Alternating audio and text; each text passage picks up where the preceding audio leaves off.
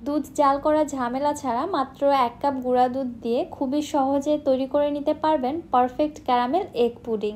আসসালামু আলাইকুম everyone, welcome back to my channel. আমরা অনেকেই মোটামুটি পুডিং তৈরি করতে পারি, তবে পারফেক্ট একটি ক্যারামেল এগ পুডিং তৈরি করতে অনেকেই পারি না। আমার আজকের এই রেসিপিটি দেখার পরে যারা পুডিং তৈরি করতে পারে না তাদের সকল সমস্যার সমাধান পেয়ে যাবেন। চলুন কথা না বাড়িয়ে মূল রেসিপিটি দেখে আসি। বিসমিল্লাহ। প্রথমে আমি ক্যারামেলটা তৈরি করে নিব। চুলায় একটি প্যানের মধ্যে নিচ্ছি 1/4 কাপ চিনি। ক্যারামেল তৈরির ক্ষেত্রে অবশ্যই চেষ্টা করবেন একটি ননস্টিক পাত্র ব্যবহার করার জন্য। চিনিটা দেওয়ার পরে চুলার হিটটাকে মিডিয়ামে রেখে অপেক্ষা করছি চিনিটা মেল্ট হওয়া পর্যন্ত। চিনি মেল্ট হওয়ার সাথে সাথে কিন্তু ক্যারামেলের কালারও আসতে শুরু করবে। দেখতে পাচ্ছেন যখন ঠিক এরকম কালার আসতে শুরু করেছে তখন আমি সঙ্গে সঙ্গে চুলাটিকে লোতে করে দিচ্ছি এবং নেড়ে চেড়ে ক্যারামেলের কালার আসা পর্যন্ত জাল করে নিচ্ছি। যখন ঠিক এরকম একটি লাইট ব্রাউন কালার চলে আসছে, ক্যারামেলটাকে আমি সঙ্গে সঙ্গে চুলা থেকে নামিয়ে একদমই দেরি না করে সঙ্গে সঙ্গে মোল্ডে ট্রান্সফার করে নিচ্ছি। এই কাজটি যত দ্রুত সম্ভব করতে হবে, একদমই দেরি করা যাবে না। এবং যত দ্রুত সম্ভব মোল্ডটিকে এভাবে ঘুরিয়ে মোল্ডের তলায় ক্যারামেলটাকে খুব ভালোভাবে স্প্রেড করে নিতে হবে। ভালোভাবে স্প্রেড করা হয়ে গিয়েছে। এবার মোল্ডটিকে আমি এক সাইডে রেখে দিচ্ছি ক্যারামেলটা ঠান্ডা হয়ে সেট হওয়ার জন্য। এবার এখানে একটি কাপের মধ্যে নিয়ে নিচ্ছি 2 কাপ কুসুম গরম পানি। এর মধ্যে দিয়ে দিচ্ছি 1 কাপ গুঁড়া দুধ। 2 কাপ পানির জন্য 1 কাপ গুঁড়া দুধই এনাফ, এটাই কিন্তু সঠিক মেজারমেন্ট। এবার আমি পানির সঙ্গে দুধটাকে খুব ভালোভাবে নেড়েচেড়ে মিশিয়ে নিচ্ছি। খুব ভালোভাবে মিশিয়ে নিতে হবে, গুঁড়া দুধের যেন কোনো দলা অংশ এর মধ্যে না থাকে। এবার এটাকে আমি এক সাইডে রেখে দিচ্ছি।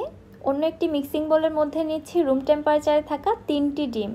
ডিম যদি ফ্রিজে থাকে, পুডিং তৈরির 1 থেকে 1.5 ঘন্টা আগে ডিমগুলোকে ফ্রিজ থেকে নামিয়ে রাখতে হবে। এবারে দিয়ে দিচ্ছি 1/2 কাপ চিনি। আমার কাছে 1/2 কাপ চিনির মিষ্টিটা একদম পারফেক্ট লেগেছে। আপনাদের কাছে যদি কম বেশি মনে হয় তাহলে আপনারা কমিয়ে বাড়িয়ে দিতে পারেন। এবার একটি হ্যান্ড হুইস্ক দিয়ে হুইস্ক করে ডিমের সঙ্গে চিনিটাকে খুব ভালোভাবে মিশিয়ে নিচ্ছি। এমনভাবে মেশাতে হবে ডিমের যেন কোনো লাম্পস না থাকে, অন্যদিকে চিনিটাও যেন পুরোপুরিভাবে মেল্ট হয়ে যায়। আবার অতিরিক্ত ফেটিয়ে বাবলস ক্রিয়েট করা যাবে না, তাহলে কিন্তু পুডিংটা সফট হবে না। এবার এই ডিমের মিশ্রণটাকে আমি ঢেলে দিচ্ছি গুঁড়া দুধের মিশ্রণের মধ্যে।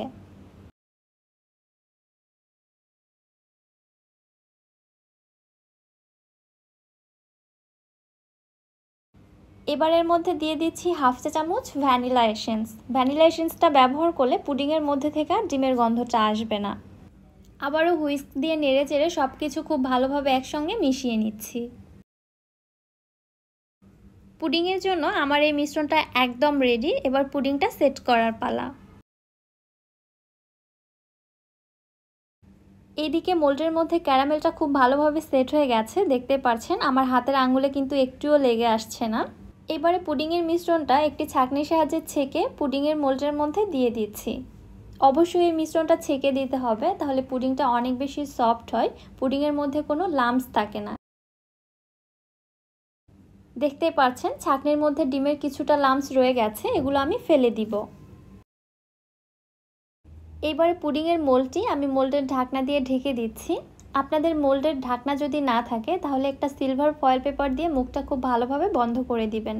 এতে করে ভাপের পানিটা পুডিংয়ের মোল্ডের মধ্যে ঢুকতে পারবে না, ফলে পুডিংটা খুব ভালোভাবে স্টিম করা যাবে। পুডিংটা স্টিম করার জন্য বা সেট করার জন্য চুলায় একটি হাঁড়ির মধ্যে একটি স্ট্যান্ড বসিয়ে দিয়েছি। স্ট্যান্ড বরাবর দিয়ে দিয়েছি আমি নর্মাল ঠান্ডা পানি। এরপরে পুডিংয়ের মোল্ডটা আমি বসিয়ে দিলাম।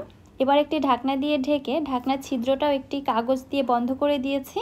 চুলাটিকে জ্বালিয়ে পুডিংটাকে স্টিম করে নিচ্ছি প্রায় 20 থেকে 25 মিনিটের জন্য। প্রায় 20 থেকে 25 মিনিট পরে ফিরে আসলাম। এবার আমি চেক করে নিচ্ছি। মাশাআল্লাহ, পুডিংটা কিন্তু খুব সুন্দরভাবে হয়ে গেছে। তারপর আমি একটু চেক করে নিচ্ছি, দেখতে পাচ্ছেন একদম পারফেক্ট।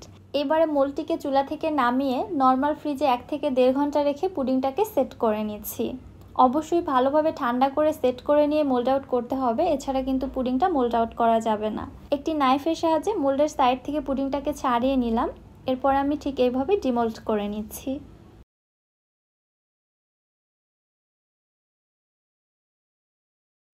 মাশাআল্লাহ, দেখতেই পাচ্ছেন পুডিংটা কত পারফেক্টলি জমেছে। যেমন জিগলি তেমন সফট, তেমনই খেতে মজা হয়েছে। আমি একটু আপনাদের সঙ্গে কেটে শেয়ার করছি। ভেতরটাও দেখুন কত পারফেক্ট হয়েছে। একদমই সফট এবং ক্রিমি। এইভাবে পুডিং বানালে আশা করছি আপনাদেরও পুডিং তৈরি করতে আর কোনো প্রবলেম হবে না। একদমই পারফেক্ট টেক্সচার এবং পারফেক্ট স্বাদের একটি ক্যারামেল এগ পুডিং তৈরি করে নিতে পারবেন। পুডিংটা দেখেই হয়তো আপনারা বুঝতে পারছেন কতটা পারফেক্ট হয়েছে। আমাকে আর বেশি কিছু বলতেই হবে না। আশা করছি রেসিপিটা আপনাদের কাছে ভালো লেগেছে। ভিডিও কেমন লেগেছে অবশ্যই আমাকে কমেন্ট করে জানাবেন এবং ভিডিও ভালো লেগে থাকলে চ্যানেলটি সাবস্ক্রাইব করে দিবেন এবং যারা ফেসবুক পেজ থেকে দেখছেন পেজটিতে একটি লাইক অথবা ফলো দিয়ে দিবেন। আজকের মতো বিদায় নিচ্ছি। আল্লাহ হাফেজ।